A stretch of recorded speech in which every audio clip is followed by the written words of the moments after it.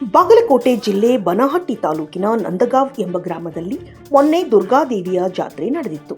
ಜಾತ್ರೆಯಲ್ಲಿ ಪ್ರಸಾದವನ್ನ ಕದ್ದು ಬೇರೆಡೆ ಸಾಗಿಸುತ್ತಿದ್ದರು ಎಂಬ ಕಾರಣಕ್ಕೆ ಭಾರತೀಯ ಯೋಧ ಶ್ರೀನಿವಾಸ್ ಗಸ್ತಿ ಮತ್ತು ವಿಠಲ್ ಮ್ಯಾಗಡಿ ಎಂಬುವವರ ಮಧ್ಯೆ ವಾಗ್ವಾದ ಪ್ರಾರಂಭವಾಗಿ ಯೋಧ ಶ್ರೀನಿವಾಸ್ ಮೇಲೆ ವಿಠಲ್ ಮ್ಯಾಗಡಿ ಮತ್ತು ಮಕ್ಕಳು ಮಾರಣಾಂತಿಕವಾಗಿ ಹಲ್ಲೆ ಮಾಡಲಾಗಿದೆ ಎಂದು ಆರೋಪಿಸಿ ಪತ್ನಿ ಆಶಾ ಗಸ್ತಿ ಮಹಾಲಿಂಗಪುರ ಪೊಲೀಸ್ ಠಾಣೆಯಲ್ಲಿ ಪ್ರಕರಣವನ್ನು ದಾಖಲಿಸಿದ್ದಾರೆ.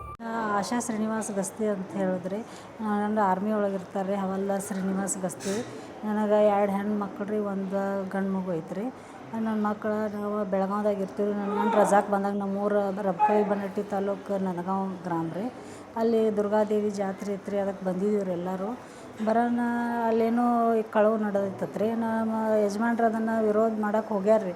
ಹೋದ್ಗಳೇ ನನ್ನ ವಿಠಲ್ ಮ್ಯಾಗೇಡಿ ಅವ್ನ ಮಕ್ಕಳ ಕರ್ಕೊಂಡು ಗುಂಡಾಗಿರಿ, ಮೊದಲ ಅವರು ಗುಂಡಾಗಿರಿದಾರೆ ಊರಾಗ ರೀ, ಅದೆಲ್ಲರಿಗೂ ಗೊತ್ತೈತೆ ರೀ.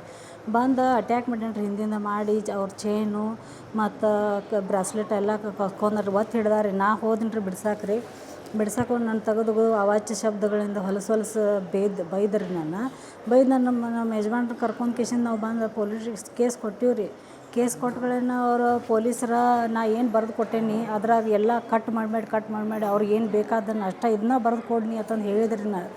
ಹೇಳು, ಇಲ್ಲ ನಿನ್ನ ಗಂಡನ ಮೇಲೆ ಆಕೈತಿ, ಹಂಗೆ ಬರಬೇಡ ಹಿಂಗೆ ಬರಬೇಡ ಅಂತಂದು ಹೇಳ್ರಿ. ನಾ ಅಷ್ಟ ಇದನ್ನು ಮಾಡೀನಿ ರೀ. ಅವ್ರು ಏನು ಬರೆದು ಕೊಟ್ಟಾರಲ್ಲ ಅಷ್ಟ ಬರೆದು ಕೊಟ್ಟೀನಿ ರೀ. ಅದ್ರನ್ನ ನನ್ನ ಗಂಡಗೆ ಭಾಳ ಅನ್ಯಾಯ ಆಗೈತೆ ರೀ. ಏನು ದೇಶ ಸೇವಕಗನ ಹಿಂಗೆ ಆಗೈತೆ ಅಂದ್ರೆ ಏನು ಹೆಂಗೆ ಮಾಡ್ರಿ, ಅವ್ನು ಸಮಾಜದಾಗಲಿ ಅಲ್ಲಿ ಆಗಲಿ ಅವ್ಗೆ ಅನ್ಯಾಯ ಸಹಿಸ್ಕೊಳಕ್ಕೆ ಆಗಂಗಿಲ್ಲ ರೀ. ಅದಕ್ಕೆ ಅದನ್ನು ಮಾಡ್ಯಾರ ರೀ ಅವ್ರ ತೀರ್ಮಾನ. ಈಗ ಇಟ್ಟಲ್ ಮಕ್ಕಳಿಗೆ ರೀ ಏನು ಶಿಕ್ಷೆ ಕೊಡ್ತೀರಿ, ಸಮಾಜ ಕೊಡ್ತೈತೋ ಏನು ನಮ್ಮ ದೇಶ ಕೊಡ್ತೈತೋ ಕೊಡ್ರಿ. ನಾ ಎಲ್ಲ ಯುವಕರಿಗೂ ಹೇಳ್ತೀನಿ ರೀ ಇದಾರೆ ರೀ, ಎಲ್ಲರಿಗೂ ಹೇಳ್ತೀನಿ ರೀ ಇದಾರೆ. ಇಂಥ ಗುಂಡಾಗಳು ಈ ನಮ್ಮ ಊರಾಗ ಇರುವುದನ್ನೋದು ಅಲ್ರಿ. ಇಷ್ಟೇ ಹೇಳ್ತೀನಿ ರೀ ಸರ್. ನಾ ಹವಾಲ್ದಾರ್ ಶ್ರೀನಿವಾಸ್ ಗಸ್ತಿ ಅಂತೇಳಿ. ನಾ ದೇಶ ಸೇವೆ ಮಾಡೋಕತ್ತು 23 ವರ್ಷ ಆಯಿತು. ನಾನು ರಜೆಗೆ ಅಂಥೇಳಿ ಬಂದಿದ್ದೇನೆ.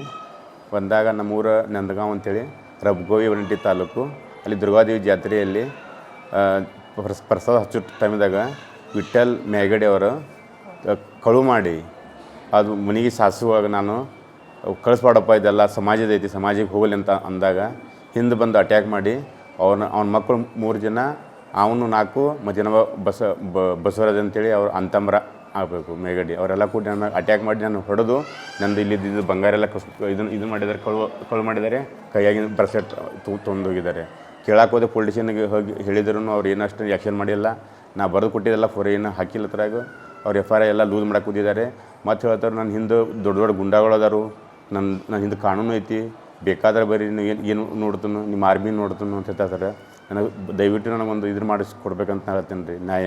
ಯಾಕೆ ಸರ್, ನಾವು ಒಬ್ಬ ಆರ್ಮಿ ಆಗಿದ್ದು ನಾ ಕಾನೂನು ಕೈ ತೊಗೊಂಡಿಲ್ಲ. ನನ್ನ ಬಿಟ್ಟರೆ ನಾನು ಏನು ಬೇಕಾದ ಮಾಡ್ಬೋದಿತ್ತು, ಆದ್ರೆ ನಾನು ಕಾನೂನು ಕೈ ತೊಗೊಂಡಿಲ್ಲ. ನೀವೆಲ್ಲ ಅದರಿಂದ ಬಂದೀನಿ. ಮತ್ತು ನಮ್ಮ ಊರಾಗ ಸಮಾಜನೂ ಬೇಕು. ಸಮಾಜ ನಾನು ಬಿಟ್ಟು ಕೊಟ್ಟರೆ ನಡೀತೈತಿ, ನಾನು ಸಮಾಜ ಬಿಟ್ಟು ಕೊಡೋಕ್ಕೆ ಸಾಧ್ಯ ಇಲ್ಲ. ಸಮಾಜದಾರು ಯಾರು ಏನು ಹೇಳಿ ತಲೆ ಕೆಡ್ಸತ್ತಾರೋ ಗೊತ್ತಿಲ್ಲ. ಸಮಾಜದವರೆಲ್ಲ ಅವ್ನ ಪಕ್ಷ ಇಟ್ಕೊಂಡು ಬರ್ತಾಯಿದ್ದಾರೆ, ನನಗೇನೋ ಇದಿಲ್ಲ. ಆದರೆ ನಾ ಎಲ್ಲಿ ಅನ್ಯಾಯ ಐತಿಲ್ಲ, ನನಗೆ ಆರ್ಮಿ ಕಳಿಸ್ಬಿಟ್ಟಿದ್ದಾರೆ. ಅದನ್ನು ಮಾಡಂತ ಹೇಳಿದರೆ ನಾ ಮಾಡ್ತಾಯಿದ್ದೇನೆ. ನಾ ಇದನ್ನೇ ಕಿಡಿ ತಪ್ಪಂತಿದ್ದಾರೆ, ಸಾರಿ. ಏನು ನಾನು ಹೊಡೆದಿದ್ದು ಕೇಳಕ್ಕೆ ಹೋದರೆ ಎಲ್ಲರಿಗೂ ನಮ್ಮ ಮ್ಯಾಗಿಂತರ ಆಫೀಸರು SP ಸಾವ್ರ ಜೊತೆ ಮಾತಾಡಿದ್ರು ಇಲ್ಲಿ ಏನು ಆ್ಯಕ್ಷನ್ ಮಾಡ್ತಾಯಿಲ್ಲ. ಅದಕ್ಕೆ ನಾನು ಮಧ್ಯಮಿಗೆ ಬಂದಿದ್ದೇನೆ. ನನಗೆ ದಯವಿಟ್ಟು ನನಗೆ ಇದನ್ನು ಕೇಸ್ ಒಂದು ಇದು ಮಾಡಿ ನನಗೆ ಕೇಸ್ ಇದನ್ನು ಕೊಡಿಸ್ಬೇಕಂತೇನೆ, ನ್ಯಾಯ ಕೊಡಿಸ್ಬೇಕಂತ ನನಗೆ ಇಷ್ಟಪಡ್ತೀನಿ ಸರ್.